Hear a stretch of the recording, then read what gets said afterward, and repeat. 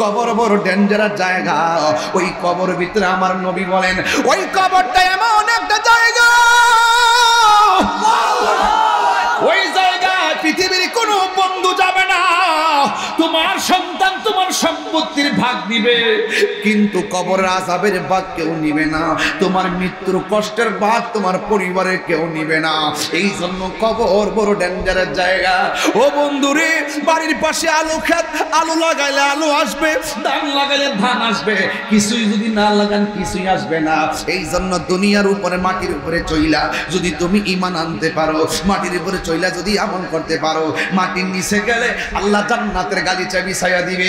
আর মাটির উপরে চইলা দুর্নীতি কইরা দেশের ভক মাইরা বিদেশের টাকা পাচার কইরা, মাটির উপরে চইলা দুর্নীতি কইরা, মাটির উপরে চইলা সুদ খাইয়া, মাটির উপরে চইলা ঘুষ খাইয়া, মাটির উপরে চইলা মার বুকে লাথি মাইরা, মাটির উপরে চইলা গীবত কইরা, মাটির উপরে চইলা বুহতান কইরা, মাটির উপরে চইলা মুনাফিকি কইরা, মাটির উপরে চইলা মানুষকে ঠকাইয়া, মাটির উপরে চইলা গাঞ্জা খাইয়া, মাটির উপরে চইলা মানুষকে খুন কইরা, কবর দেশে যাইয়া নবীর শাফাআত পাওয়া যাবে না। কথা বলেন ঠিক কিনা? দুই হাত তুলে বলো ঠিক কিনা?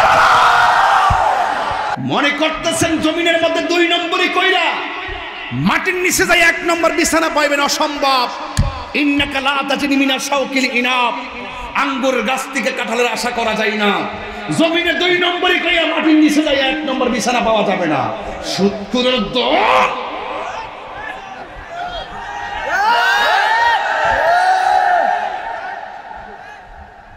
ঘুষখোরের গোষ্ঠী। আজকে প্রত্যেকটা গরিব অসহায়, টাকা যেই দিকে দেন দরবার সেই দিকে। কথা বল না কেন? গলার ছুরি লাগাই দিল গমো। এই ঘুষখোরদের কারণে সমাজের ন্যায্য বিচার উঠে গেছে।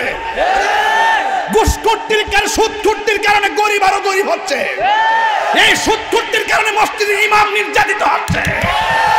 এই সুদখোরদের ঘুষখোরদের কারণে স্কুল মাদ্রাসা ইউনিভার্সিটি সমস্ত ব্যবস্থাপনা ধ্বংসের দিকে চলে গেছে।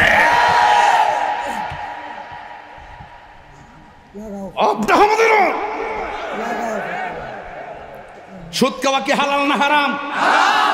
এটা কি মোল্লার ফতোয়া না আল্লাহর ফতোয়া?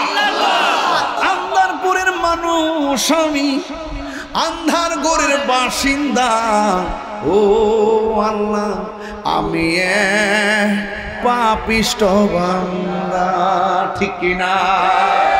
ও আল্লাহ, আমি এক পাপিষ্ঠ বান্দা। ও আল্লাহ, রাইত হইলে ডরায়, রাত পোহাইলে ডর বয়স কলি বুইলা যায়। দিন রাইতে তোমার বান্দার কলবে যে আল্লাহ কয়নারে ঘুমাইছে সবাই। দিনে রাইতে তোমার বান্দার কলবে যেন পায়, আল্লাহ রাইত হইলে ডরায়, রাত পোহাইলে ডর বয়স কলি বুইলা যায়। আমি সৃষ্টি তুমি স্রষ্টা, আমার কি বা সাধ্য, যখন তখন উইরা যাইতে এই তাহিরি বাধ্য।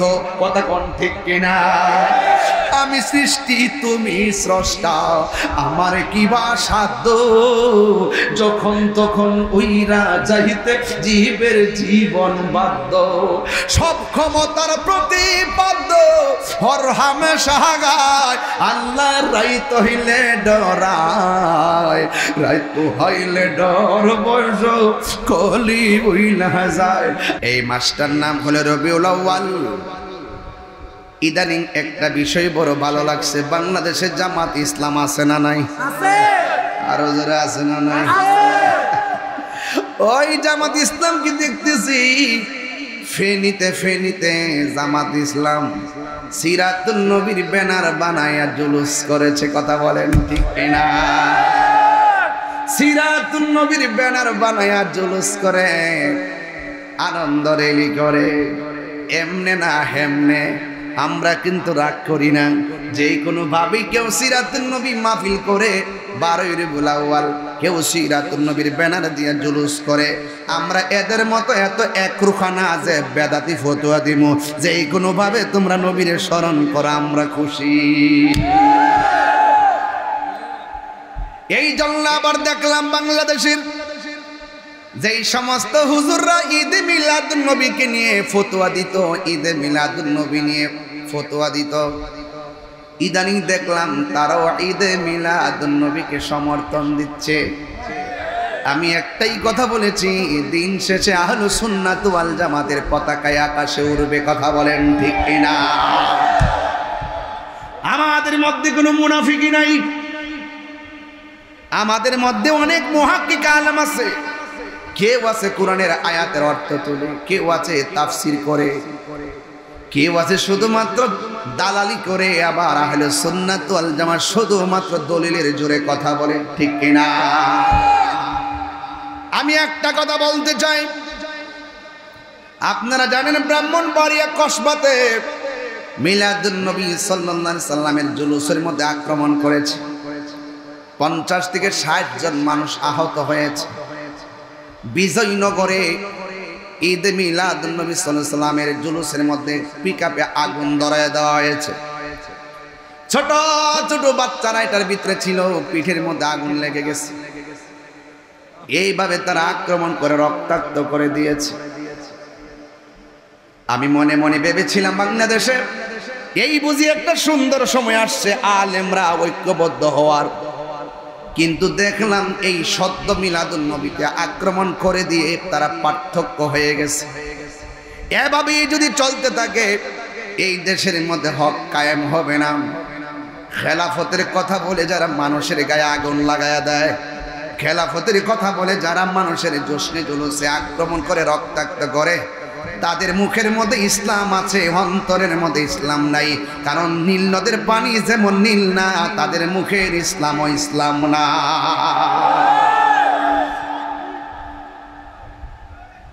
যদি তাদের মুখের ইসলামটা মানবিক হতো, তাইলে কোনদিন জশ্নে জুলুসের রেলের ভিতরে 85 বছরের মুরব্বীরে পাথর মাইরা রক্তে লাল করতে পারতো না। যদি এদের মুখের ইসলামটা মানবিক হতো, কোনদিন ছোট ছোট বাচ্চারা গায়ের মধ্যে আগুন ধরায় দিতে পারতো না। এদের মুখের ইসলামটা যদি মানবিক হতো, কোনদিন একজন মাদ্রাসা মসজিদের ইমামের গায়ের মধ্যে রক্তাক্ত করতে পারতো না। ঠিক না বলা? আমরা মনে মনে ভাবছিলাম এই বুঝি বাংলাদেশে একটা সুযোগ আসছে, হয়তো আমরা বোঝাইয়া তারা নিব, নাইলে তারা বুঝ যাইব। আর সব আলেমরা একসাথে মিল্লা বুঝি দেশের মধ্যে একটা প্রেমের পতাকা ওরামো। দিল না রে, দিল না। এইরকম মসজিদ আক্রমণ করলে আর এইভাবে যদি মেসেজ দিতে থাকেন বাইরে বাইরে কিলাকিলি, পাবলিক মনে করবে হুজুররা আসলে বেশি বালা না। কথা কম ঠিক না? এইভাবে যদি কামরা কামরি করেন, আলেমদের স্বপ্ন পূরণ হবে না। এই জন্য যুবক, ঈদ মিলাদুন নবী সাল্লাল্লাহু আলাইহি সাল্লামের মাহফিলে হাজার হাজার মানুষ যারা আনন্দের সাথে এসেছেন, এটার নামই হলো ঈদ। যুবক ভাইরা আমার, আল্লাহ রাব্বুল আলামিন কোরআনুল কারীমের মধ্যে বলেছেন, একটা কথা মনে রাখবেন, অনেকে বাংলার জমিনে বলেন ঈদুল ফিতর আর ঈদুল আজহা ছাড়া কোনো ঈদ নাই। কয়নি বাজান? কয়নি? কয়নি? ঈদুল আজহা এবং ঈদুল ফিতর ছাড়া কোনো ঈদ নাই। আমি তাদেরকে বলতে চাই, আপনাদের অন্তরের ভিতরে নবীর মহব্বত নাই। নবীর মহব্বত যদি থাকতো, তাইলে কোনোদিন নবীর হাদিস মুবারককে অস্বীকার করতেন না। মান কাযিবা আলাইয়া মুতাআম্মিদান ফালিয়াতাবাওয়া মাকআদাহু মিনান নার। যেই ব্যক্তি নবীর উপরে মিথ্যা কথা বলে বলে হাদিস বানায়া বলে, সে যেন তার ঠিকানাটাকে জাহান্নামের মধ্যে করে নিল। আল্লাহর হাবিব জুমার দিনকে ঈদ বলেছেন, তাইলে কয়টা ঈদ হলো? তিনটা। আল্লাহর হাবিব আরাফার দিনকে ঈদ বলেছেন, ঈদ কয়টা হলো? চারটা। তাহলে যারা বলে ঈদ হলো দুইটা, তারা আমার নবীর হাদিসকে অমান্য করে। যারা নবীর হাদিসকে অমান্য করে, তারা কোনোদিন নবীর শাফাত পাবে না। কথা বলেন ঠিক কিনা? ওরা জানে না ঈদের প্রকারভেদ। ওরা যদি জানতো ঈদ কত প্রকার, তাইলে কোনোদিন এমন ভাবে ফতোয়াবাজি করতো না, অন্ধভাবে দালালি করতো না, সংঘাত লাগায় রাখতো না। ঈদ হলো দুই প্রকার। জোরে কোন ঈদ কয় প্রকার? একটা হয় ঈদে শারঈ, আর একটা হলো ঈদে সুরুর। ঈদ শারঈ, ঈদ শারঈ মানে হলো ঈদুল ফিতর, ঈদুল আযহা, ঈদুল জুমআ, ঈদে আরাফা। এই ঈদের নাম ঈদে শারঈ।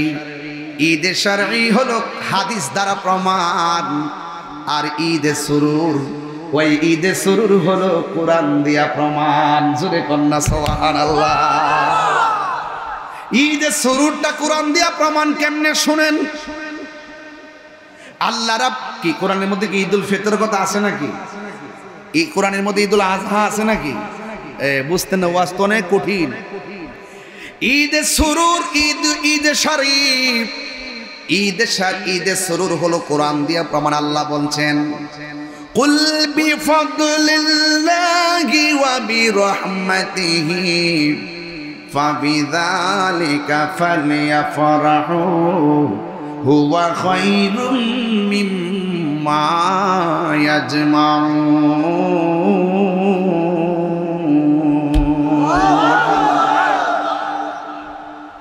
আমি বলেছি ঈদে সুরুর কোরআন দিয়া প্রমাণ, আর ঈদে শারঈ, ঈদুল ফিতর, ঈদুল আযহা, ঈদে আরাফা, ঈদুল জুমআ, ঈদে হাদিস দ্বারা প্রমাণ। সুবহানাল্লাহ কোন কি লেখা? ঈদে সুরুর আল্লাহ বলছেন আমি আল্লাহর পক্ষ থেকে তোমরা যদি কোনো ফজল পাও তোমরা আনন্দ করো। তাইলে বোঝা গেল ফজল পাইলে আনন্দ করতে হবে, এটা কোরআনে আছে না? না। রাইসুল মুফাসসিরিন আব্দুল্লাহ ইবনে আব্বাস রাদিয়াল্লাহু তাআলা আনহু বলেছেন আল্লাহ যে বলছেন ফজল পাইলে আনন্দ করো, এই ফজল মানে হলো এলেম। ফজল মানে কি? এলেম দুই প্রকার, ইলম, ইলমানে। এলেম প্রথমত দুই প্রকার, একটা হলো ইলমে যাহির, আর একটা হলো ইলমে বাতিন। বালাগাত মানতিকের কায়দায় এলেম আবার দুই প্রকার, একটা ইলমুত তাসাব্বুর, একটা ইলমুত তাসদীক। আর তরিকতের ভাষায় এলেম চার প্রকার, একটা ইলমে শরীয়ত, তরিকত, হাকিকত, মারিফত। শরীয়ত, তরিকত, হাকিকত, মারিফত। আবার এই এলেমগুলোর বাইরেও আরো কিছু এলেম আছে। এই এলেম অর্জন করতে গেলে মাদ্রাসায় যাওয়া লাগে না, আল্লাহর ওলিদের গেলে এই এলেমটা পাওয়া যায়। ওই এলেমটার নাম হলো ইলমে লাদুনী। জোরে জোরে কি সুবহানাল্লাহ বলা যাবে না?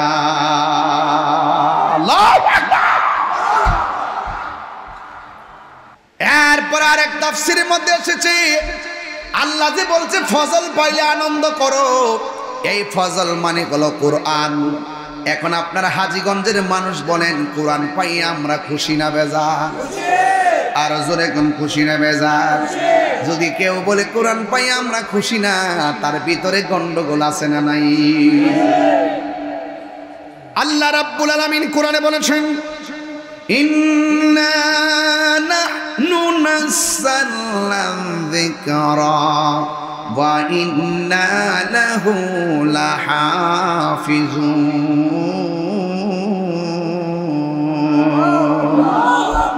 আল্লাহ রাব্বুল আলামিন বলেন নিশ্চয় আমি কোরআনকে নাজিল করেছি, কোরআনকে হেফাজতের দায়িত্ব আমি আল্লাহ কাউরে দেই নাই। জবানটা খুলে বলুন কোরআন হেফাজতের মালিক কে? এই কোরআন আপনারা হাজীগঞ্জের কোরআন যদি গাঠির ভিতরে বইরা নদীর মধ্যে ভাসায়া দেন, কোরআনের একটা জেরের অসুবিধা কমে না, জবরের অসুবিধা কমে না। কারণ এই কোরআনের বাড়ি বাংলাদেশের কোনো প্রেসকে আল্লাহ দেয় না। জবানটা খুলে বলুন কোরআন হেফাজতের মালিক কে?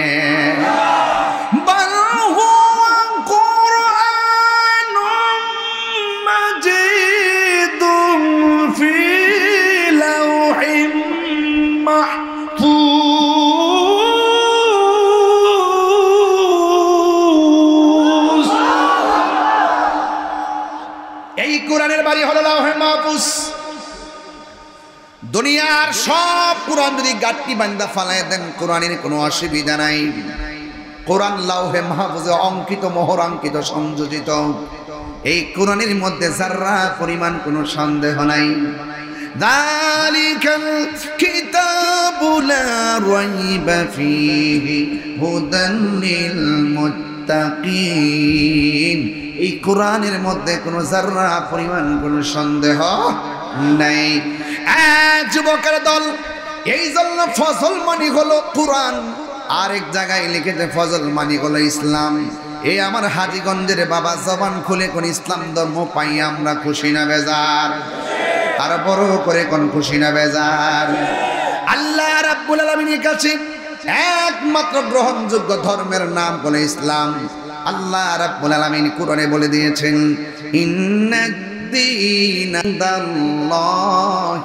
ইসলাম, নিশ্চয়ই আমার আল্লাহর কাছে মনোনীত ধর্মের নাম হলো ইসলাম।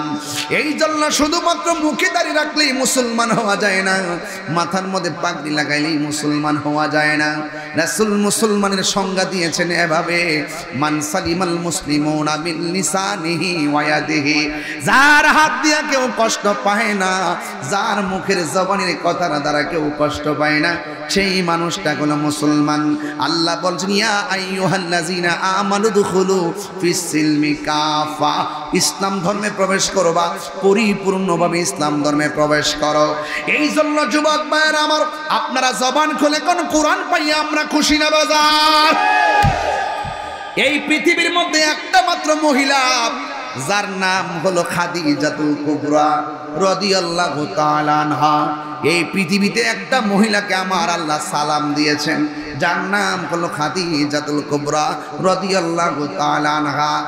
আম্মা জান খাদিজাতুল কুবরা রাদিয়াল্লাহু তাআলা আনহা বলতেছেন, যখন আমার নবীর উপরে কোরআনটা নাজিল হলো, আমি দেখলাম নবীর কপাল মোবারকটা, ঘাম মোবারক, পসিনা মোবারক চিকচিক করতেছে। সুবহানাল্লাহ বলেন না? এমন পাওয়ারফুল কোরআন আমার নবীর উপরে নাজিল করেছে। আজকে যারা কোরআন কোরআন বলে, কিন্তু কোরআন যার উপরে নাজিল হয়েছে ওই নবীর উপরে অনেকে সমালোচনা করে, আসে না না? আমার পূর্বে আমার বাজান আল্লামা শাইখ আবু সুফিয়ান খান আবিদি আল কাদরি হুজুর আপনাদের অস্থিরতার কারণে কথাটা ভালো করে বলতে পারে নাই।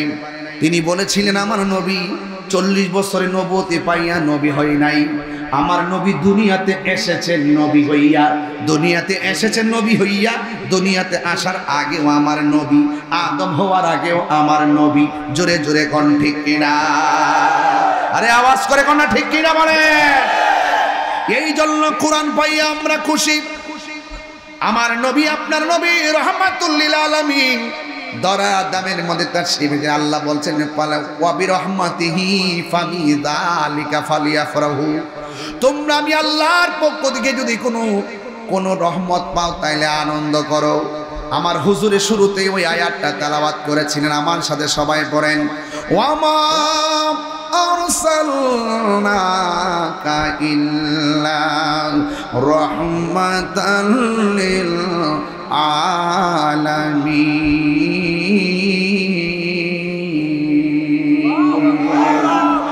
আমার নবী, আপনার নবী গোটা জাহানের জন্য রহমত। এই রহমত পাইলে আনন্দ করো। এই ঈদের নাম ঈদে শরীনা, এই ঈদের নাম হলো ঈদে সুরুর। ঈদে সুরুর করতে গেলে ইবাদত লাগে না, ঈদে সুরুর করতে গেলে নামাজ লাগে না, ঈদে সুরুর আদায় করতে গেলে রোজাও লাগে না। আজকে যারা ফতোয়া দেয়, পাবলিকে দোকা বানাইতে চায়, ঈদুল ফিতরের নামাজ আছে, ঈদে মিলাদুন নবীতে নামাজ আসেনি, ঈদুল ফিতরের ঈদুল আজহাতে কুরবানি করে, ঈদে মিলাদুন নবীতে কুরবানি করেনি। এইভাবে পাবলিকে বোকা বানাইতে চায়। ও যুবকের দল, মনে রাখবা, ঈদে সুরুর করতে গেলে নামাজ লাগে না।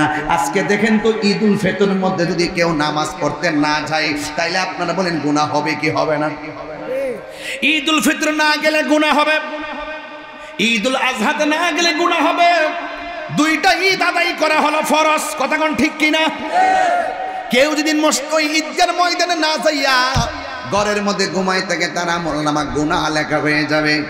আর ঈদে সুরুর, ঈদে মিলাদুন নবী এমন একটা ঈদ, যে ঈদে মিলাদুন নবীতে আপনি যত যাইবেন তত সওয়াব পাবেন। মোহাব্বত নিয়ে ঘরে বসে থাকলেও আপনি সওয়াব পাবেন, কথা বলেন ঠিক কিনা? ঈদে সুরুরও বোঝে না, ঈদে শরিয়াও বোঝে না, একটার মধ্যে আরেকটা লাগাই দেয়। কি দরকার ছিল বলেন? এই সমস্ত বিষয় নিয়ে বিতর্কের কি প্রয়োজন ছিল, কথা কোন ঠিক কিনা? মুস্তাহাব বুঝে না, মুস্তাহসান বুঝে না। এগুলো না বুঝে পাবলিক গুলোর মধ্যে কেন বিতর্ক লাগাচ্ছে আমি কিছু বুঝি না। তবে একটা জিনিস পরিবর্তন হচ্ছে, বহুত জায়গা দেখতেছি এই মিলাদুন্নবীর মাস আসার পরে বহু নাচ সন্ধ্যা চলতেছে। মাশাআল্লাহ, চলো আমরা খুশি, আমরা খুশি, একটা জৌলুস লেগে গেছে, আমরা খুশি। তবে আমি এখনো আশাবাদী আলেম উলামাদের একটা গুরুত্বপূর্ণ জায়গায় ফুরুই হোক, যে কোনো বছরের সমস্যা হোক, আমরা আলোচনা সাপেক্ষে টেবিলে বসে সমাধান করতে পারলে আমার মনে হয় এখন যে সুযোগ এসেছে, যদি এই সুযোগ যদি আলেম ওলামা কাজে লাগাইতে না পারে 153 বছরও পারবে না। জুলুসের মধ্যে আক্রমণকে রক্তাক্ত করে আপনি বিভাজন সৃষ্টি করেছেন, এগুলো করবেন না, এগুলো ভালো লক্ষণ নয়। মনে রাখবেন, খুব সতর্ক থাকবেন। আমি কোথায় কথা বলতেছি আপনারা নিশ্চয়ই বুঝতেছেন। বলুন, রসুলকে পাইয়া আমরা খুশি না বেজা? কোরআন পাইয়া খুশি না বেজা? ইসলাম পাইয়া খুশি না বেজা? এই খুশি খুশি যে বলতেছেন, এটার নাম ঈদ। ইসলাম পাইয়া কি আমরা একদিন খুশি না প্রতিদিন খুশি? কোরআন পাইয়া কি একদিন খুশি না প্রতিদিন খুশি? নবী পাইয়া কি একদিন খুশি না প্রতিদিন খুশি? এটার নামই তো ঈদ, এটার নাম ঈদের সুরুর। এটার নামে কি? ঈদের সুরুর। আমাদের জীবনে অনেক প্রসঙ্গ আসে আনন্দিত হওয়ার, এটার নাম ঈদের সুরুর। ঈদের সুরুর বুঝতে হবে, ঈদের শরঈ বুঝতে হবে। ঈদের শরঈ হাদিস দ্বারা প্রমাণিত, ঈদের সুরুর কোরআন দিয়ে প্রমাণিত। আমি কি বোঝাতে পেরেছি? এগুলো বুঝতে গেলে আরো ভিতরে ঢুকতে হবে। সহজ সরল ভাষা না, এগুলো ইলমি কথা এবং বুঝার মতো কথা বলছি। যুবক ভাইয়ের আমার, সকলে আপনারা সবাই জবান খুলে বলুন, আমার নবী এসেছে, আমরা খুশি না বেজা? আরো বড় করে খুশি না বেজা? এই জন্য হযরতে বারা ইবনে আযিব রাদিয়াল্লাহু তাআলা আনহুকে প্রশ্ন করেন, হে বারা ইবনে আযিব রাদিয়াল্লাহু তাআলা আনহু, আমার নবীর চেহারাটা কি তলোয়ারের মতন চকচক করত? তিনি বললেন, না না, আমার নবীর চেহারা তলোয়ারের মতো চকচক করত না, আমার নবীর চেহারা মোবারক চাঁদের চাইতে আরো সুন্দর। হযরত জাবির ইবনে সামুরা রাদিয়াল্লাহু তাআলা আনহু বলেন, আমি একদিন রাতের বেলা নবীর কাছে গেলাম, নবী পাকের কাছে গিয়ে দেখলাম আমার নবী লাল রঙের চাদর পরে তিনি বসে আছেন। আমার নবী যখন চাদর পরে যখন তিনি বসে আছেন, একবার নবীর চেহারা মোবারকের দিকে তাকাইলাম, আর একবার আমি আকাশের ঝলঝল চাঁদের দিকে তাকাইলাম। আমি যখন নবীর চেহারা মোবারকের দিকে তাকাইছি, আবার যখন আকাশের চাঁদের দিকে তাকাইছি, আমি তাকাইয়া দেখলাম আমার নবীর চাঁদের চাইতে আরো সুন্দর। আম্মা জান আয়েশা সিদ্দিকা রাদিয়াল্লাহু তাআলা আনহাকে প্রশ্ন করা হয়, আয়েশা, ও আয়েশা গো, আপনি তো নবীর সঙ্গে ঘর সংসার করেছেন, আমার নবীর চেহারাটা কেমন ছিল? আয়েশা সিদ্দিকা রাদিয়াল্লাহু তাআলা আনহা ডাক দিয়ে বলে, শোনো শোনো, ইউসুফ নবীর দেখতে যাইয়া মিশরের মেয়েরা ফল কাটতে গিয়ে আঙ্গুল কেটে ফেলেছে, টের পাই নাই। ওই মজলিসে যদি তারা আমার নবীকে দেখতো, শুধুমাত্র আঙ্গুল নয়, তাদের কলিজাটা কাইটা খান খান কইরে ফেলাইতো, যাররা পরিমাণও তারা টের পেত না। এরপরে আমার নবীকে প্রশ্ন করে, আয়েশা, আমার নবীর চরিত্রটা কেমন ছিল? আয়েশা সিদ্দিকা রাদিয়াল্লাহু তাআলা আনহা বলেন, গোটা কোরআন শরীফটাই হইল আমার নবীর চরিত্র। কোরআনের জের জবর পেশের অক্ষরে যেমন সন্দেহ নাই, আমার নবীর চরিত্রের মধ্যেও কোনো কলঙ্কের দাগ নাই। জোরে কোন সুবহানাল্লাহ। সেই নবী রাহমাতুল লিল আলামিন ওই দুনিয়ার মধ্যে তাশরীফ এনেছেন এই রবিউল আউয়াল মাসে। আম্মা জান আমেনা রাদিয়াল্লাহু তাআলা আনহা বলেন, ডাক দিয়ে বলতেছেন, আমি দেখেছি সদ্যজাত একটা নূরের পুতুল আমার সামনে এসেছেন। আমি তখন নবীকে ধরার জন্য গেলাম, তখন নবীর ফুফু আম্মা সুফিয়া ডাক দিয়ে কয়, আমি দেখলাম আমার নবী দুনিয়াতে আসার পরে আমি দেখলাম গুনগুন করে নবী দুইটা স্লোগান দিয়েছে। একটা স্লোগান দিয়েছে, আমি সাক্ষ্য দিচ্ছি আল্লাহ ছাড়া কোনো মাবুদ নাই। 2 নম্বর সাক্ষী দিতেছে, আমি নবী হলাম আল্লাহর রাসূল। এখন যারা বলে 40 বছর পরে নবুয়তি পাইয়া নবী হয়েছেন, তারা এই কথাগুলো কেমনে অস্বীকার করবেন? নবী আমার বলে, নবীর বয়স 9 বছর মতন করে 10 বছর, আমার নবী রাস্তা দিয়ে হাইটা যাইতেছে, আমার নবী বলছেন ওই পাথরটাকে আমি এখনো চিনি, যে পাথরটা আমাকে রাস্তার মধ্যে সালাম দিয়েছে। পাথর আমার নবীকে নবী মনে কইরাই শৈশবে সালাম দিয়েছে। আজকে আমরা যারা নবীকে নবুয়তের আগে নবী ছিল না মর্মে ক্যানভাস করতে চাই, আমার মনে হয় আপনারা ভুল পথে আছেন। এই যদি থাকে আপনাদের ঈমানের ধন্য দশা, তাইলে একদিন আপনাদের বেহাল দশা হয়ে যাবে। কথা বলেন ঠিক কিনা? এই জন্য আম্মা যারা আমেনা বলেন, আমি দেখলাম নবী দুনিয়াতে আইসা 2টা স্লোগান দিয়েছে, আল্লাহ ছাড়া কোনো মাবুদ নাই, আমি নবী হইলাম আল্লাহর রাসূল। এ যুবক, মা আমেনা নবীকে এই রবিউল আউয়াল মাসে ধরতে গেলেন। মা আমেনা বলে আমি তাকায় দেখলাম জান্নাতের 4টা মহিলা, একটা মহিলা হলো পৃথিবীর সবচাইতে বড় সুন্দরী, যার নাম হলো হযরতে মা হাওয়া। 2 নম্বর মহিলার নাম মা আসিয়া, 3 নম্বর মহিলা মা হাজেরা, 4 নম্বর মহিলা হলো মা মারিয়াম। এই 4টা মহিলা আমার নবীর আকাশের দিকে উড়ায় আল্লাহু আকবার কর না কেন? কিছুক্ষণ পরে আল্লাহর হাবিবকে একটা দুলনার মধ্যে আইনা শুয়াইয়া দিল। মা আমেনা বলেন আমার নবী দুনিয়াতে খতনা হইয়া এসেছেন। আমার নবী বলে আমি খতনা হইয়া দুনিয়ার মধ্যে এসেছি, আমার নবীর লজ্জাস্থান কেউ দেখে নাই। মা আমেনা বলে আমার নবীর গায়ে মোবারকের ভিতরে জান্নাতের জামা মোবারক। এরপর আব্দুল্লাহ ইবনে আব্বাস রাদিয়াল্লাহু তাআলা আনহু বলেন যখন আমার নবী দুনিয়াতে এসেছে, আকাশ থেকে আইনা একটা দুলনার মধ্যে শুয়াইছে। আমি দেখলাম দুলনাটা বিনা বাতাসে লড়তেছে, বিনা বাতাসে একবার উত্তরে যায় দক্ষিণে যায়। আমি মনে মনে ভাবতেছি বিনা বাতাসে দুলনাটা লড়ে কেন? আমি একদিন নবীর জিজ্ঞাসা করছি, নবী গো, ও মায়ার নবী, আপনি যখন ছোটবেলায় দোলনার মধ্যে ছিলেন, আপনার দোলনাটা বিনা বাতাসে লড়াচড়া করছিল, আর আপনার দোলনা শুধু লড়ে নাই, আপনার দোলনা যখন উত্তরে যায় আকাশের চাঁদ উত্তরে যায়, আপনার দোলনা যখন দক্ষিণে যায় আকাশের চাঁদ দক্ষিণে যায়। ইয়া রাসূলুল্লাহ, ইয়া হাবিবাল্লাহ, এই দোলনা মুবারক কেন লড়ছে? ওই নবী ডাক দিয়ে কয়ে, চাচা গো, আমার দোলনাটা বিনা বাতাসে লড়ে নাই, আমার দোলনাটা যিনি লড়াইছিল তিনি হলো হযরতে জিবরাইল আলাইহিস সালাম। এই দুনিয়ার কোনো মানুষকে আমার দোলনার খেলার সাথী বানাই নাই, আমার আল্লাহ আমি নবীর সম্মানে আকাশের চাঁদকে আমার খেলার সাথী বানায়া দিছি। আর বড় করে গন্না আল্লাহু আকবার। রহমতে আলম নূরে মুজাসসাম, রহমতে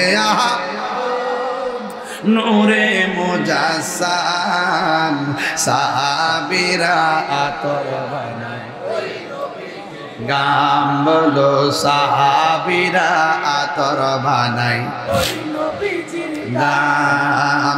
চিনো জানো মানো কেমন আমার নবীজি, যাহার প্রেমে পাগল চন্দ্র তারকারাজি।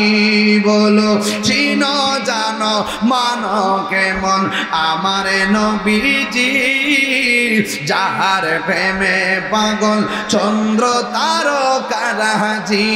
তোমরা আরো শুনবানি হাজীগঞ্জবাসী, আরো শুনবানি হাজীগঞ্জবাসী, জান্নাতের রুমে রুমে লেখা নবীর নাম। বলো না, জান্নাতের রুমে রুমে লেখা নবীর নাম। উস্তুনে হান্নানা একটা খেজুর গাছের নাম, যাকে ধরে খুতবা দিতেন রাসূলে আকরাম। বলো না, উস্তুনে হান্নানা একটা খেজুর গাছের নাম, যাকে ধরে খুতবা দিতেন রাসূলে আকরাম। গাছটা নবীর বিরহে কাঁদিতে রহে, নবীর বিরহে কাঁদিতে রহে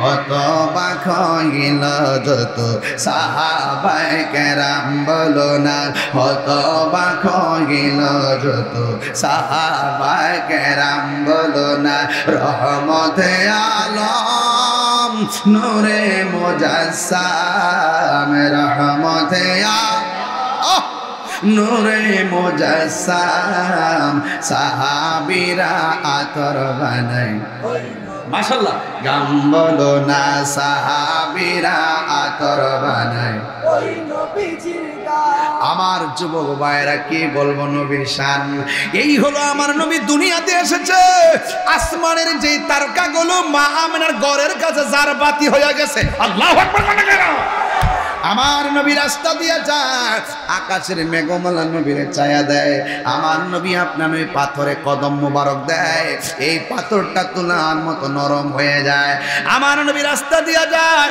গাছপালাগুলো নবীর দিকে ঝুঁকে যায় আমার নবী যেই ঘরের মধ্যে শুভাগমন করেছেন ওই ঘরের দিকে খানে কাবাটা ঝুঁকে গেছে এইগুলা যখন অবস্থা নবীকে একদম এক শ্রেণীর মানুষ দেখতেছেন নবী পাক যেই দিকে যায় সেই দিক দিয়ে ওই আকাশের মেঘমালা ছায়া দেয় সমাজের ভিতরে সবাই ভালো মানুষ থাকে না কিছু মানুষ দেখবেন হিংসুক আরো বড় করে আছে না নাই দেখবেন আপনার মেয়েটা যদি গোল্ডেন এ প্লাস পায় স্কুলের মধ্যে আপনার মেয়েরে পুরস্কার দেয় আর ঘরের সাথে মেয়েটার ডাক দিয়ে কয় এই মেয়েটা নাকি নকল করে ভাস করছে এটা কি ভালোবাসার কথা নাকি হিংসার কথা আমার নবী আপনার নবী রহমাতুল লিল আলামিন রাস্তা দিয়ে যখন চলতেন ওই নবীর উপরে যখন আকাশের মেঘমালাগুলো ছায়া দেয় একটা ইহুদি আমার নবীকে মারার জন্য হাতের মধ্যে অস্ত্র নিয়েছে জুরি জুরি কি নাউজুবিল্লাহ বলা যাবে না নবীরে মারার জন্য যেমন ষড়যন্ত্র শুরু করেছে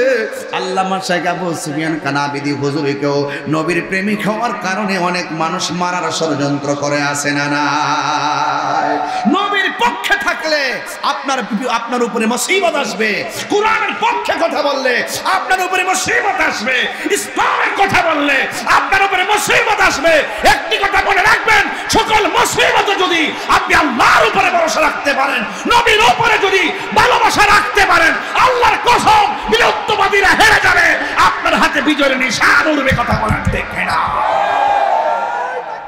আল্লাহু আকবার ইয়া রাসূলুল্লাহ জিন্দাবাদ জিন্দাবাদ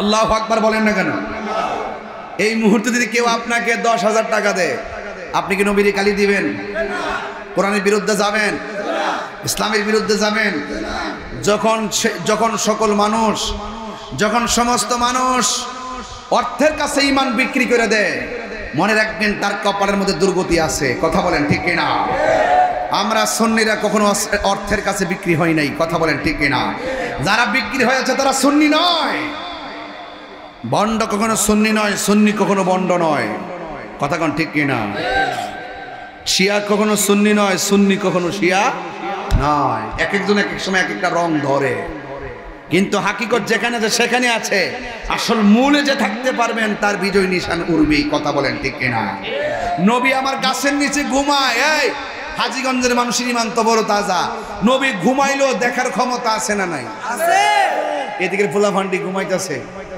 কেরে ফুলাফান ওয়াজ কেলাম আরো আছে নবী ঘুমাইলো দেখার ক্ষমতা আছে না নাই আছে আপনারা কইেন না আছে না নাই আছে এই শ্রী ঘুম থেকে উঠছে এখন আপনারা কোন আছে না নাই আছে সবাই মিলেমিশে নবী ঘুমাইলো দেখার ক্ষমতা আছে না নাই আছে নবীজিকে সেই ক্ষমতা দিয়েছে কে খোদার কসম তুমি ঘুমাইলে ওযু ভেঙে যাবে রাসূল ঘুমালে ওযু ভাঙে না তার দ্বারাই প্রমাণ হয়ে গেল নবী কাহারও মতো নবী এইভাবে ঘুমাইতেছে গাছের নিচে কিসের নিচে এক ইহুদি হিংসায় জ্বলতেছে নবী যেহেতু ঘুমাইতেছে এখনই যায় নবীরে শেষ কইরা দিব কারণ এই নবী যেই নবী লক্ষণ দেখতেছি আমরা বাপ দাদার ধর্মের উপরে সুনকালি লাগতেছে নবীরে মারার জন্য যখন এইভাবে যখন আস্তে আস্তে আস্তে আস্তে ছুরিটা নিয়ে কাছে গেছে খুব নবী ঘুমাইতেছে এইভাবে রাসূল তো নিজের জবান মোবারকে বলছেন ফা ওয়াল্লাহি মা ইখফা আলাইয়া আল্লাহর কসম আমার কাছে কিছু গোপন নাই। নবীর যেই মাত্র কাছে যাবে ওই মুহূর্তেই ওই লোকটার চোখ অন্ধ হয়ে গেছে। কি হয়ে গেছে? কথা না, কি হয়ে গেছে? আল্লাহ যদি হাসরের মাঠে পাকড়াও করে নবী আপনাকে ছুটাই নিয়ে যাবে। নবী যদি কাউকে পাকড়াও করে আল্লাহ বলেন যতক্ষণ পর্যন্ত আপনি মাফ দিবেন না ততক্ষণ আমিও দিব না। এটা বুঝতে হবে। যখন নবীকে মারতেই গেছে তখন তার দুইটা চোখ অন্ধ হয়ে গেছে।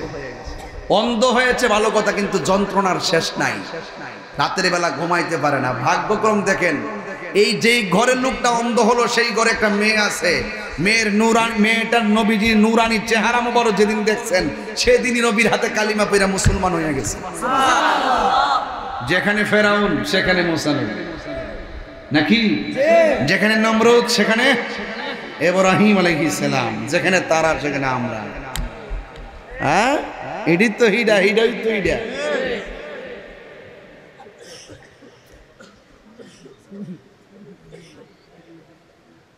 মেয়েটা ডাক দিয়ে কয়, বাবা তোমার চোখ দিয়ে ভালো ভালো নিয়ে গেলে অন্ধ হইলো কেন?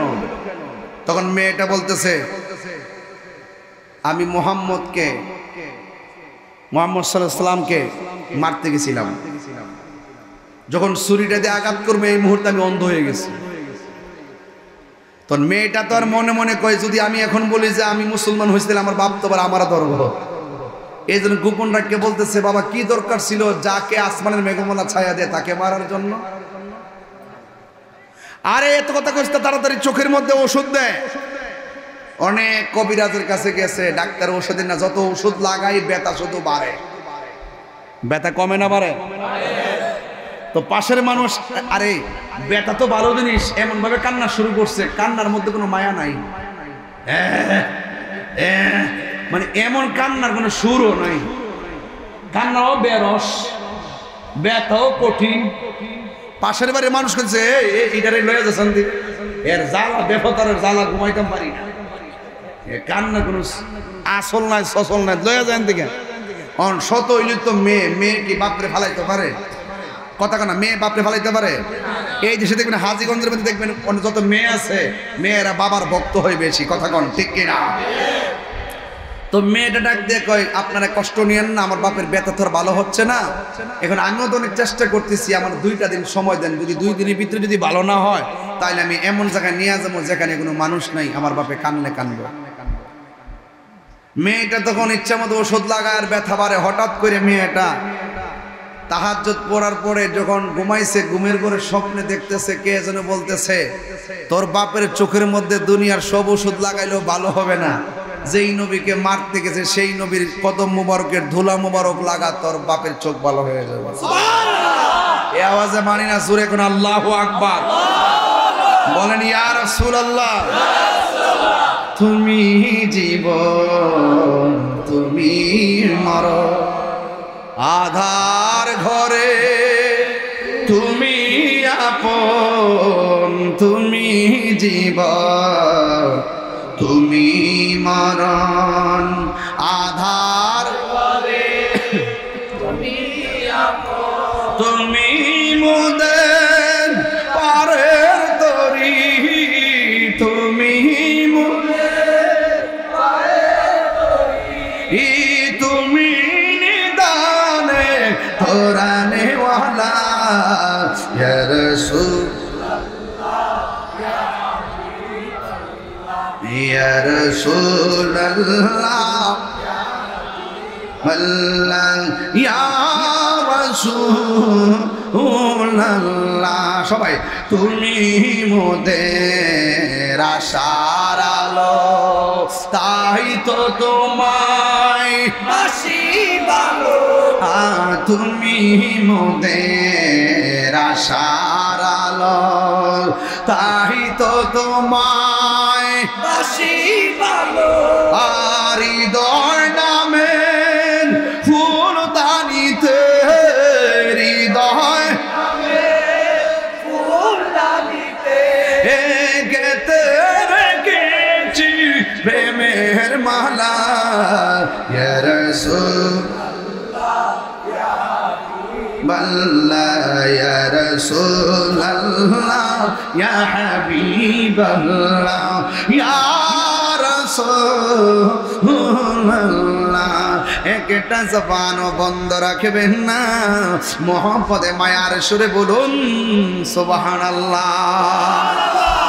ওই মেয়েটা রাতের বেলা যেই মাত্র ঘুমাইছে গো, ঘুমের ঘরে স্বপ্ন দেখেন কে যেন তারে ডাক দিয়া বলেন, এই দুনিয়ার ডাক্তার কবিরাজির এই ওষুধ লাগাইলে তোর বাবার চোখ ভালো হবে না।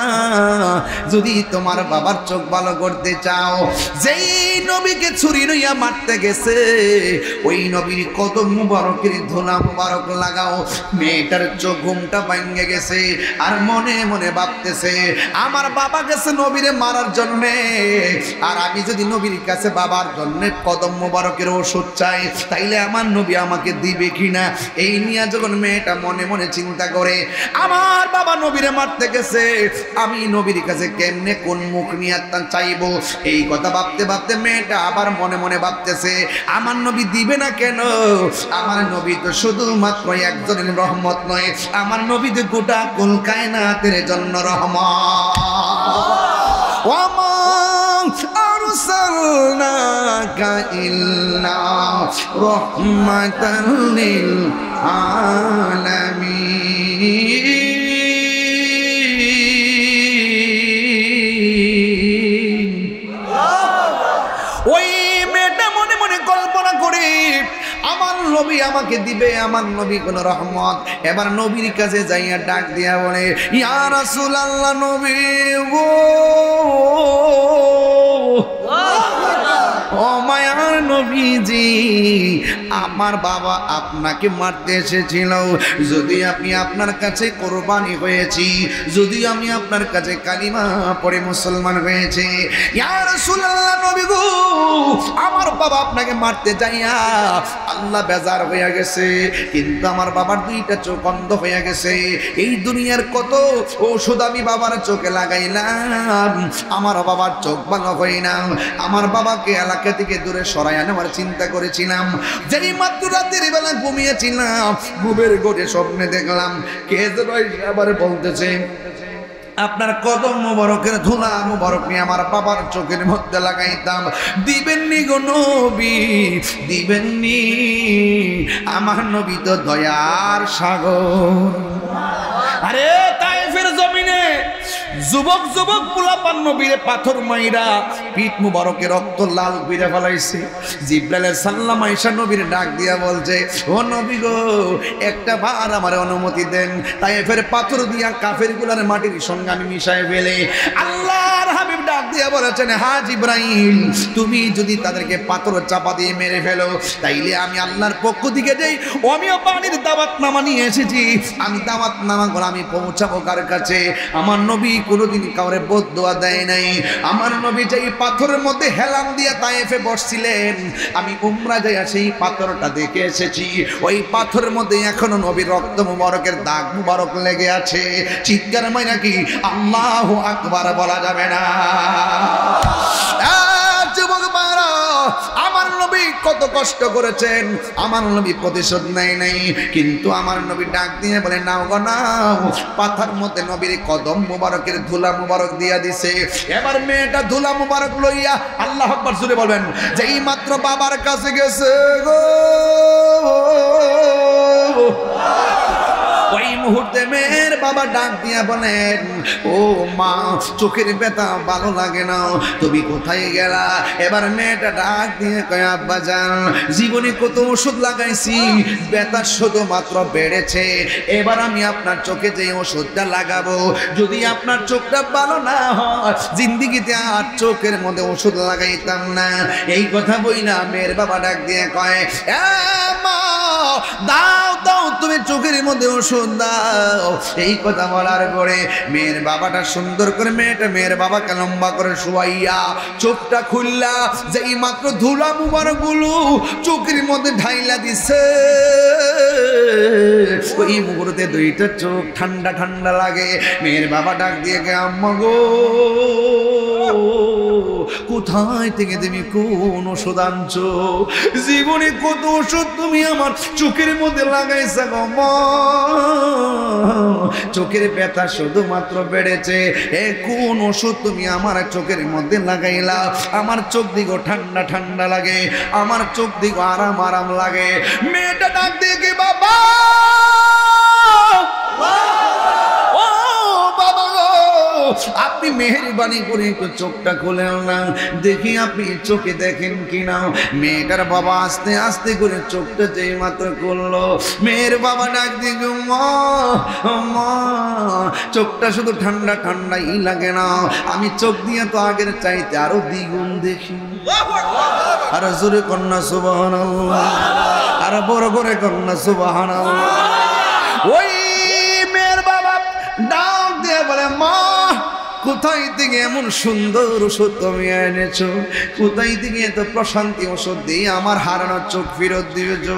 মা গো মা, একবার ডাক্তার নামটা বলো না, গায়ের চামড়া দিয়ে হলুদ তার জুতা বানাইয়া দেব।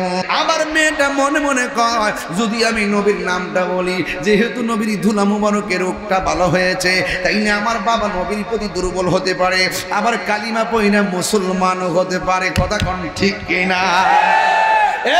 যুবকের দল যেই মাত্র এই চিন্তা ভাবনা কইরা মেয়েটা ডাক দিয়ে বলে বাবা, আপনি যেই নবীর মারতে গিয়ে আপনি যেই নবীরে মারতে গিয়েছেন ছুরি লইয়া, ওই নবীটিকে মারতে যাইয়া চোখ অন্ধ হয়েছে। বাবা গো, অনেক ওষুধ লাগানোর পরে চোখ যখন ভালো হয় না, আমি রাতের বেলা একটু ঘুমাইলাম, ঘুমের ঘুরে স্বপ্নে দেখেছি আমাকে একজন এসে বলতেছে ওই নবীর কদম মুবারকের ধুলা মুবারক লাগাইতাম গো, ওই ধুলা মুবারকটা আপনার চোখের মধ্যে দিয়েছি, আপনার চোখ দুইটা ভালো হয়ে গেছে। মেয়েটা মনে মনে ভাবছে বাবার মনটা বুঝি একটু এই মুহূর্তে নরম হবে না রে না। খাতামাল্লাহু আলা কুলুবিহিম ওয়া আলা সামাইহিম ওয়া আলা আবসারিহিম গিশাওয়া ওয়া লাহুম আযাবুন আযীম। ওই মেয়ের বাবা বলে কি বলো যে আমার দুশ্মন, তার পায়ের ধুলাই না আমার চোখে লাগাইছো, এই চোখ আর আমি রাখতাম না। খেজুরের দুইটা কাটা লইয়া চোখের মধ্যে আঘাত করা শুরু করতেছে, আর মেয়েটা দৌড়াইয়া নবীর কাছে যায়, কয় নবী গো, আপনার কদম মুবারকের ধুলা মুবারক লাগাইয়া আমার বাবা ভালো হয়েছে। আর শোনার পরে আমার বাবা হাতের মধ্যে খেজুরের শলা লইয়া চোখের মধ্যে আঘাত করে করে আপনার দিকে আসতেছে। নবী গো, না জানি আমার বাবা এখন আপনার উপরে চড়াও হয়ে যায় কিনা, আমি এসেছি আপনার কাছে। আমার নবী মেয়ের কথাটা শুই না মুস্কি মুস্কি হাসতেছে। ইন্নাল্লাহা জাওয়ালিল আরদা ফারাইতু মাশারিকাহা ওয়া মাগারিবাহা। আমার নবী তুই এমন নবী, নবীর কাছে যাইয়া বলা লাগে না, নবী এমনিতেই দেখে, নবীর কাছে যাইয়া বোঝান লাগে না, আমার নবী এমনি বোঝে। নবী বলে তোমরা যা দেখো না আমি তা দেখি, তোমরা যা শোনো না আমি তা শুনি, কারণ আমার আল্লাহ পৃথিবীটাকে আমার জন্য অনেক ছোট করে দিয়েছে। আনকিয়া ইন্না আরসালনাকা শাহিদাও ওয়া মুবাশশিরাও ওয়া নাযীরা। আল্লাহ রাব্বুল আলামিন আমাকে শাহিদ বানায়া পাঠাইছে, সাক্ষী বানায়া পাঠাইছে।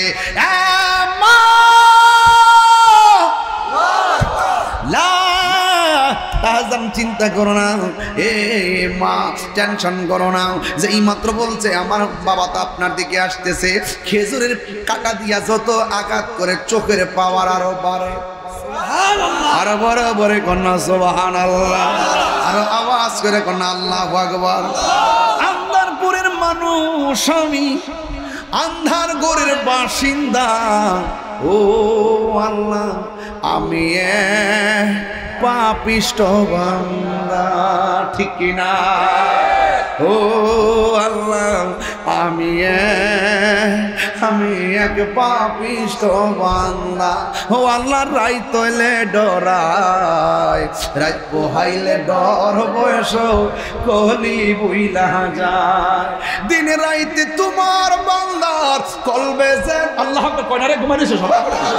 দিনে রাইতে তোমার বান্দার কলবে যেন পায়, আল্লাহ রাইত হইলে ডরায়, রাত পোহাইলে ডর বয়স কলি বুইলা যায়।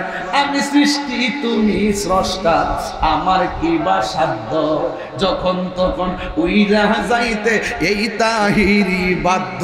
কথা কোন ঠিক কিনা? আমি সৃষ্টি তুমি স্রষ্টা, আমার কি বা সাধ্য যখন তখন উইরা যাইতে জীবের জীবন বাধ্য। সব ক্ষমতার প্রতিপাদ্য হর হামেশা গায়, আল্লাহর রাইত হইলে ডরায়, রাইত হইলে ডর বয়স কলি উইলা যায়। আবু সুফিয়ান খান আবিদি হুজুর আমার বাজান কেন নবী নবী করে বিশ্বের ৬০-৭০টা দেশে ঘুরলো, সারাটা জীবন নবী নবী কইরা কেন? আজকে ওয়াজে আয়েশা কইছে মিনহা খলাকনাকুম ওয়া ফিহা নুইদুকুম ওয়া মিনহা নুখরিজুকুম। কেন এত নবীর পাগল? এই বৃষ্টির ভিতরে এই হাজীগঞ্জের মুখে বাবা কোন জায়গা না, আরে আমিন মেমোরিয়াল এই স্কুলে কত ছাত্র পড়লো, কত শিক্ষক পড়াইলো, কত শিক্ষিকা পড়াইলো, কত ম্যানেজিং কমিটি গেল, কত অর্গানাইজিং কমিটি গেল, অ্যাডক কমিটি গেল। আজকে খবর লইয়া দেখেন এই হাজীগঞ্জের কত গুরুস্থানের ভিতরে এখানের বহুতগুলা মানুষ এতিম হইয়া পড়ে রইছে, বৃষ্টির পানিতে কোমর পর্যন্ত গলা হইয়া রইছে, গলা পর্যন্ত পানি, গলা পর্যন্ত পানি, কবরের ভিতরে একেবারে কোমর পর্যন্ত পানি। ওই কবরের ভিতরে হাড্ডিগুলা বাসতেছে। ওই কবরের ভিতরে ১ নম্বর হলো ঈমান, ২ নম্বর হলো আমল। ঈমান যদি না থাকে রে, আমলের গাঁটটি যদি না লয়া যাইতে পারো, কবর বড় ডেঞ্জারাস জায়গা। ওই কবরের ভিতরে আমার নবী বলেন ওই কবরটা এমন একটা জায়গা, ওই জায়গায় পৃথিবীর কোনো বন্ধু যাবে না। তোমার সন্তান তোমার সম্পত্তির ভাগ দিবে, কিন্তু কবরের আযাবের ভাগ কেউ নিবে না। তোমার মৃত্যুর কষ্টের ভাগ তোমার পরিবারের কেউ নিবে না। এই জন্য কবর বড় ডেঞ্জারের জায়গা। ও বন্ধুরে, বাড়ির পাশে আলু ক্ষেত, আলু লাগাইলে আলু আসবে, ধান লাগাইলে ধান আসবে, কিছুই যদি না লাগান কিছুই আসবে না। এই জন্য দুনিয়ার উপরে মাটির উপরে চইলা যদি তুমি ঈমান আনতে পারো, মাটির উপরে চইলা যদি আমল করতে পারো, মাটির নিচে গেলে আল্লাহ জান্নাতের গালিচা বিছাইয়া দিবে। আর মাটির উপরে চইলা দুর্নীতি কইরা, দেশের ভক মাইরা, বিদেশের টাকা পাচার কইরা, মাটির উপরে চইলা দুর্নীতি কইরা, মাটির উপরে চইলা সুদ খাইয়া, মাটির উপরে চইলা ঘুষ খাইয়া, মাটির উপরে চইলা মার বুকে লাথি মাইরা, মাটির উপরে চইলা গীবত কইরা, মাটির উপরে চইলা বুহতান কইরা, মাটির উপরে চইলা মুনাফিকি কইরা, মাটির উপরে চইলা মানুষকে ঠকাইয়া, মাটির উপরে চইলা গাঞ্জা খাইয়া, মাটির উপরে চইলা মানুষকে খুন কইরা, কবর দেশে যাইয়া নবীর শাফাআত পাওয়া যাবে না। কথা বলেন ঠিক না? দুই হাত তুলে বলো ঠিক না? বলো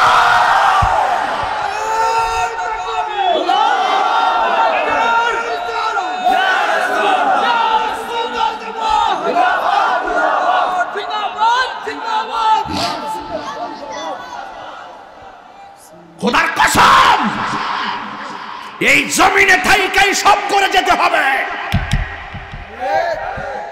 মনে করতেছেন জমিনের মধ্যে ২ নম্বরই কইরা মাটির নিচে যাই ১ নম্বর বিছানা পাইবেন? অসম্ভব।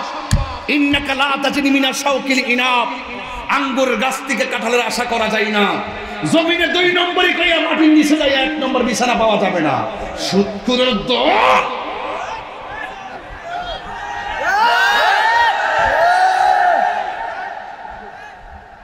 ঘুষখোরের গোষ্ঠী। আজকে প্রত্যেকটা গরিব অসহায়, টাকা যেই দিকে দেন দরবার সেই দিকে। কথা বল না কেন? গলার ছুরি লাগাই দিল গমো। এই ঘুষখোরদের কারণে সমাজের ন্যায্য বিচার উঠে গেছে। ঘুষখোরদের কারণে, সুদখোরদের কারণে গরিব আরো গরিব হচ্ছে।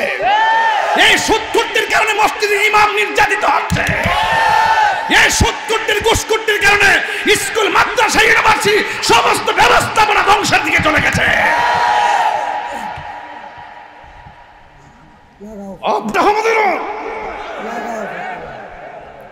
সুদ খাওয়া কি হালাল না হারাম? এটা কি মোল্লার ফতোয়া না আল্লাহর ফতোয়া? 10 টাকার বেতন দেনা 20 টাকার জারি মারে ইমাম সাহেবরে।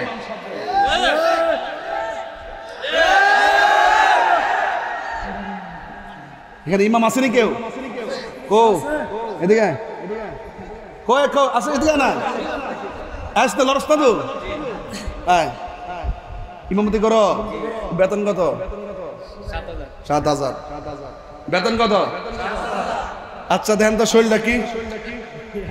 এই ছেলেটা যদি মনে করি যে আমি ইমামতি করতাম না, শুধুমাত্র সিএনজি চালামো, 7,000 রুজি করবো নাকি 15,000? পারবনি। এরপরে মেহরাবটা পাহাড় দিয়ে রাখতেছে, কারণ যদি না দেয় তাহলে ফরাইব কটা। আর ওই ফৈনিরা মনে করে এমনও খাইতো ফানা থেকে মসজিদে বই রয়েছে। আরে মাটি কাটলো তো 20,000 টাকা রুজি করবো, আর সিএনজি চালালে তো এই ছেলেটা 30,000 টাকা রুজি করবো। কথা কোন ঠিক কিনা বলেন? 7,000 টাকার বেতন দিয়ে 14,000 টাকা জারি মারে। মনে করছে, আরে শোনেন না তো, মনে করছে মনে অসহায়। কি সুদ করে কষি দেখি আপনার গায়ে লাগছে নাকি? কেউ কার কার গায়ে লাগছে হাত তোলেন। ওরে ওরে ওরে, আরে কইতেছে রে, সারছে রে, মারে লেছি দি। অ্যাকশন অ্যাকশন এই জোরে কোন, ঠিক আছে? যাতে যাতে আস্তে আস্তে আস্তে আস্তে, যাতে সুৎকরের কল্যাণটা চিরা জায়গা। অ্যাকশন অ্যাকশন, সুৎকরের বিরুদ্ধে, ঘুষখোরের বিরুদ্ধে, দুর্নীতির বিরুদ্ধে অ্যাকশন অ্যাকশন,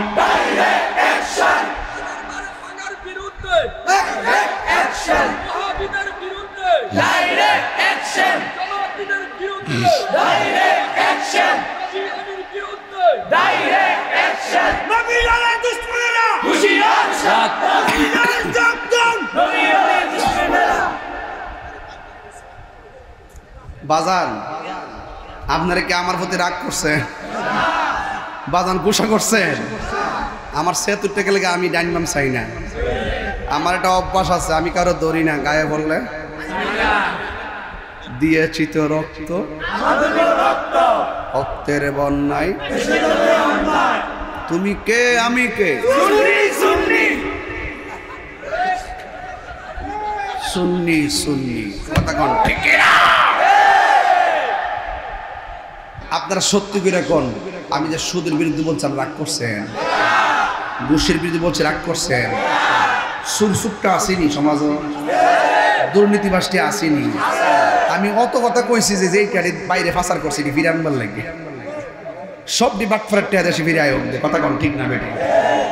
দেশের টেয়া মাইরা বিদেশে পাঠায় 20টা বাড়ি জুতোর বাইরে। কথা কোন ঠিক কিনা বলেন? আমরা সবসময় দুর্নীতির বিরুদ্ধে বলে আসছি, নবীর দুশ্মনী যারা করবে তাদের বিরুদ্ধে বলে আসছি। কথা বলেন ঠিক কিনা? নবীর বিরুদ্ধে কথা বললে আল্লাহ কি সহ্য করে? আল্লাহর সঙ্গে নাফরমানি করলে কি আল্লাহ সহ্য করে? ওয়ামা কারু ওয়ামা কাল্লাহ আল্লাহু খায়রুল মাকুজ। মেয়ের বাবা মনে আসেনি কথাটা? কথাটা মনে আসেনি? তাইলে আমার সাথে গজলটা বলবেন না? গজলটা বলবেন নি? গজলটা বলেন। দেখা দাও রাসূলুল্লাহ তুমি কাঁদে আশিক তোমার, আছো শুয়ে মদিনায় তুমি কাঁদে আশিক তোমার। রাসূলুল্লাহ কি উপায় হবে আমার, রাসূলুল্লাহ কি উপায় হবে আমার। মরণের চিঠি যখন আসবে আমার, কালিমার তালকিন দিও বারে বার। মরণের নাসবে আমার, কালিমার তালকিন দিও বারে বার। প্রাণ ভরে দেখব চেহারা তোমার, প্রাণ ভরে দেখব। মাশাআল্লাহ। আর দেখে নাও রওজা তোমার, রাসূলুল্লাহ কি উপায় হবে আমার রাসূলুল্লাহ কি উপায় হবে আমার ওই মাদিনার পথের ধুলি মাখিতাম আমি পেলে শর্মা বলে ওই মাদিনার পথের মাখিতাম আমি পেলে শর্মা বলে ফিরে পেত নয়ন নূরের আধার ডেকে নাও রোজা তোমার রাসূলুল্লাহ কি উপায় হবে আমার রাসূলুল্লাহ কি উপায় হবে আমার মেয়েটা ডাক দিয়ে কয় বাবা গো আপনার চোখের মধ্যে আঘাত করবেন না নবী আপনারে করুণা করেছে নবী আপনার প্রতি রহমতের নজর করেছে এমন বেহায়াপনা এমন নির্লজ্জতা করবেন না আপনি কৃতজ্ঞতা জ্ঞাপন করেন শুকরিয়া আদায় করেন না না না যে আমার দুশমন তার পায়ের ধুলা লেগে আমার চেহারা চোখ ভালো হওয়ার কোনো প্রয়োজন নাই হাতের মধ্যে এমন ভাবে আঘাত করতেছে যতই আঘাত করে চোখের জ্যোতি আরো বাড়ে আর বাড়ে নবীর সামনে যেই মাত্র গিয়েছে আমি আর এই চোখটা রাখতাম না তখন আমার আল্লাহ হাবিবের কাছে জিবরাইল আইসা ডাক দিয়ে কয় ইয়া রাসূলুল্লাহ নবী গো আপনি তারে বইলা দেন যেই চোখের ভিতরে হাবিবুল্লাহর চোখের পায়ের কদম মুবারকের ধুলা মুবারক লাগার পরে চোখের মোহ ঔষধ হয়ে গেছে এই চোখে যতই আঘাত করুক না কেন এই চোখ আর জিন্দেগিতে অন্ধ হবে না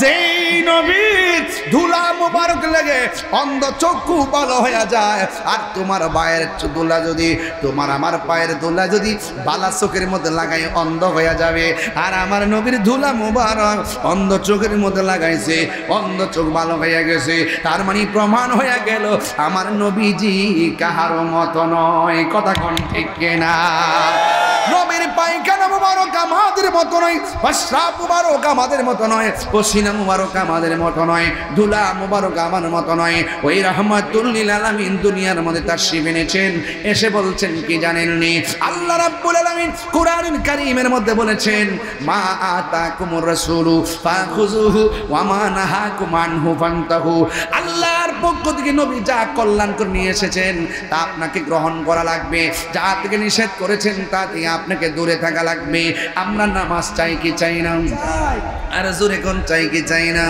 রোজা চাই কি চাই না যাকাত চাই কি চাই না দুইটা কথা বইলা যায় রাখলে রাখবেন না রাখলে নাই তবে না রাখলে বড় কষ্ট পাবো রাখলে আমি বড় খুশি হবো এক নম্বর কোনোদিন মা বাবার মনে কষ্ট দিবেন না দুই নম্বর কোনোদিন আপনি নেশা করবেন না নেশা যদি করবেন বিবেক লোপ পেয়ে যাবে আপনি ভালো মন্দের পার্থক্য ভুলে যাবেন এই জন্য আমার নবী আপনার নবী বলেন এই কবর বড় সাংঘাতিক জায়গা এই কবরের ভিতরে বেনামাজি হইয়া গেলে তিনটা শাস্তি অবধারিত এক নম্বর শাস্তি হলো কবরটা একদম চিকন হয়ে যাবে এই কবরটা একদম সংকুচিত হয়ে যাবে এমন ছোট হইয়া চাপা মারবে ডান পাশের হাড্ডিগুলো বাম পাশের ভিতরে ঢুকে যাবে বাম পাশের হাড্ডিগুলো ডান পাশের ভিতরে ঢুকে যাবে ওই সময় বান্দা বলবে আল্লাহ আগে যদি জানতাম বেনামাজি হইয়া কবর আসলে এত কষ্ট হবে তাইলে কোনোদিন আমি নামাজ ছাড়তাম না আর একবার আমার সময় দাও না দুনিয়ার যাইয়া নামাজ পড়বো আল্লাহ বলে না না না না কাইফা তাকফুরুনা বিল্লাহি ওয়া কুনতুম আমওয়াতান ফাআহইয়াকুম সুম্মা ইউমীতুকুম সুম্মা ইউহয়ীকুম সুম্মা ইলাইহি তুরজাউন আল্লাহ বলে বান্দারে তোমরা কিভাবে আমি আল্লাহকে অস্বীকার করবা? তুমি ছিলা মুর্দা, আমি আল্লাহ তোমার জীবন দিলাম, জীবন দেওয়ার পরে আবার তোমার মরণ দিমু, মরণ দেওয়ার পরে আবার তোমার জীবন দিমু। এই জীবনের পর আর কোনো মরণ নাই, চিরদিন তুমি হয়তো জান্নাতি নাই তো জাহান্নামী। যুবকের দল, বেনামাজি হইয়া কবর গেলে কবর তোমার চাপা মারবে, তখন তুমি হাই হাই করে কাঁদবা, কোনো কাজ হবে না।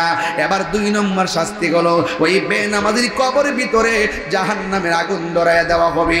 হাজীগঞ্জে আগুন লাগলে ফায়ার সার্ভিস আগুন নিভায়, কিন্তু কবরের ভিতরে আগুন লাগা গেলে ঘরের মানুষটা বুঝতে পারে না কবরে সে আগুনে জ্বলতেছে। এই জন্য যুবক ভাইয়েরা আমার, আপনারা সময় থাকতে নামাজের মধ্যে দাঁড়িয়ে যাবেন, রোজা রাখবেন, হজ করবেন, যাকাত দিবেন। যা নবী বলছে করো তাগুলো করবেন, যা থেকে বলছে দূরে থাকো দূরে থাকবেন। এই জন্য আমার নবী বলছেন, তোমরা কোনোদিন মা বাবার মনে কষ্ট দিও না, মা বাবার মনে কষ্ট দিলে আমার আল্লাহ বেজার হয়ে যায়। তাহিরি ওয়াজ যদি 2 মিনিটের জন্য ভালো লাগে, অন্তত একটা ওয়াজ নিয়ে যান, মা বাবার মনে কখনো কষ্ট দিবেন না। মা বাবা দোয়া করলে সন্তান আল্লাহর ওলি হয়ে যায়। এই জন্য আমি প্রায় মাহফিলে বলে থাকি, আমার বাবা দুনিয়াতে নাই, হুজুর আমার বাবার রওজার পাশে যাইয়া দোয়া করে আসছে গুরুস্থানে। যুবকের দল, আমার আব্বা হুজুরকে অনেক মহব্বত করতেন। এই জন্য যুবক ভাইয়েরা আমার হুজুর যাইয়া দোয়া করেছেন। যার নাই সে বুঝে বাবা হারা ব্যথা কত, যার নাই সে বুঝে মা হারা ব্যথা কত। তাহিরি কাছে মুরিদ হইয়া আল্লামা শাইখ আবু সুফিয়ান খান আবিদি আল কাদরি হুজুরের কাছে মুরিদ হইয়া মা বাবার মধ্যে কষ্ট দিলে হুজুর আপনাকে ভালোবাসবে না, আপনাকে মা বাপকে ভালোবাসতে হবে। এই জন্য যুবক, এখানে অনেক মুরব্বীরা বসে আছে, মুরব্বীরা গাছের ছায়া, এই ছায়াটা দূরে চলে গেলে মনে করবা দুনিয়াটা অন্ধকার। এই জন্য আমি প্রায় মাহফিলের মধ্যে বলি, বাবা গো বাবা,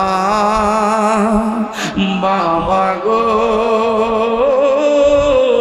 বাবা, বাবা তুমি কেমন আছো ছোট মাটির ঘরে, তোমার কথারই হৃদয় মাঝে বারে বারে। বাবা গো ও বাবা, বাবা গো বাবা, কত আদরে কত স্নেহ তোমার কাছে পেলাম, সব কিছু হারিয়ে আজকে নিঃস্ব হয়ে গেলাম। কত আদরে কত স্নেহ তোমার কাছে পেলাম, সব কিছু হারিয়ে আজকে নিঃস্ব হয়ে গেলাম। ভালোবাসি তোমায় বাবা, বুকুটা যে যাইছি রে, ভালোবাসি তোমায় বাবা, বুকুটা যে যাইছি রে, তোমার কথার হৃদয় মাঝে পড়ছে বারে বারে। বাবা গো বাবা, বাবা গো বাবা, মা তুমি আমার আগে যেও না গো মরে, আমি কেমন করে দেব মাটি,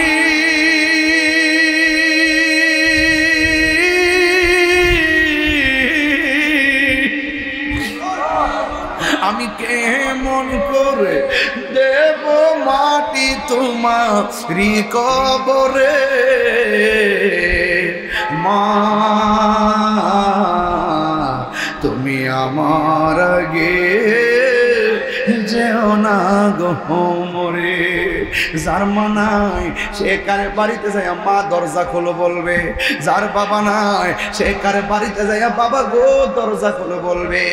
এ হাজীগঞ্জের মানুষ, বাবা যদি না থাকে, মা যদি না থাকে, আগামীকাল গুরুস্থানের মধ্যে যায় বলবা, ও আল্লাহ আমার আব্বা আম্মার কবরে চলে গেছে, দুনিয়ায় থাকতে সেবা করতে পারি নাই, আল্লাহ আমার আম্মার কবরটাকে তুমি জান্নাত বানিয়ে দাও।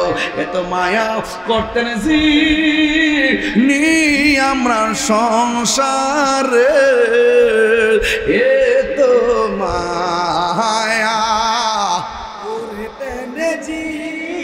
নি আমরা সংসারে আজীব জিরে শুয়া রইছে কবর বন্ধু নাই রে বান্ধব নাই রে যেই জায়গা কন্যা আল্লাহ দিলটা নরম করে কন্যা আল্লাহ বন্ধু নাই রে বান্ধব নাই রে যেই জায়গা সেই জাগারি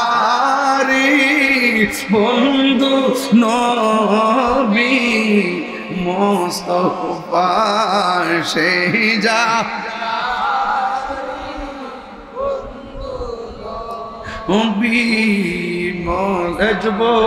পায়ে ধরে বলে দিয়া যায় নামাজ ছাড়বেন না পায়ে ধরে বলে যায় মার মনে কষ্ট দিবেন পায়ে ধরে বলে দিয়া যায় মার মনে কষ্ট দিবেন পায়ে ধরে বলে দিয়া যায় হারাম খাবেন না পায়ে ধরে বলে দিয়ে যায় ঘরের পাশের ঘরের মানুষটাকে আপনি কষ্ট দিয়ে কথা বলবেন না কারণ ঘরে আগুন লাগলে ওই মানুষটা আপনার আগুন নিবাইব ঘরের মানুষটার লোকে রাগ করবেন না কারণ আপনি মরলে ঘরের পাশের মানুষটা আপনার মরণের পরে খাবার দিবে ঘরের পাশের মানুষটারে কষ্ট দিয়েন না আপনি মারা গেলে ওই মানুষটা হুমকি লইয়া গুরুস্থানে কবর করতে ঠিক কি না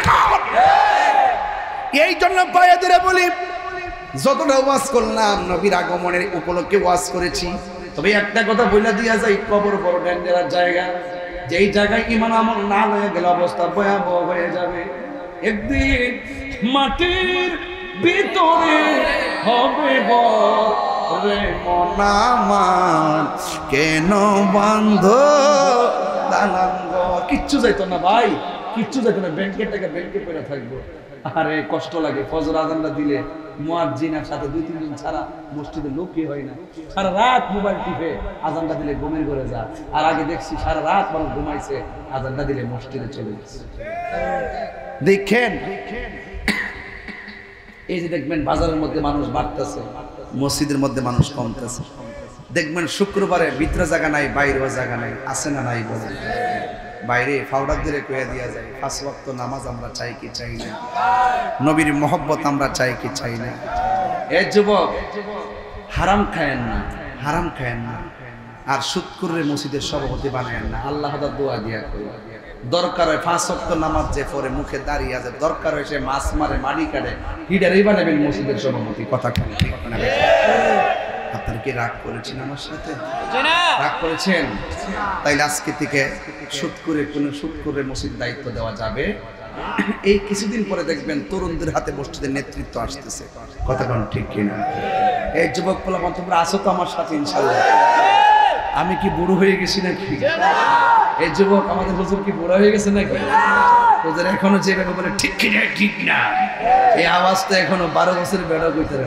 কথা কোন ঠিক না এটা কি গায়ের জোর না প্রেমের জোর তাহলে অনুরোধ করে বলে দিয়া যাই সুদ খাওয়া যাবে ঘুষ খাওয়া যাবে নবীর বিরুদ্ধে কথা বলা যাবে দুর্নীতি করা যাবে মা বাবার মনে কষ্ট দেওয়া যাবে নেশা করা যাবে আর ওয়াজ কি বাকি আছে অনেক চেষ্টা করছে আপনাদেরকে সামাজিক এবং ঈমানতান্ত্রিক কিছু কথা বলার জন্য এরপরে যে সকালে বলেন যে কিতাব ওয়াজ করছে না করছে মনে করবেন যে হে ওয়াজের টাইমে মোবাইল টিপছি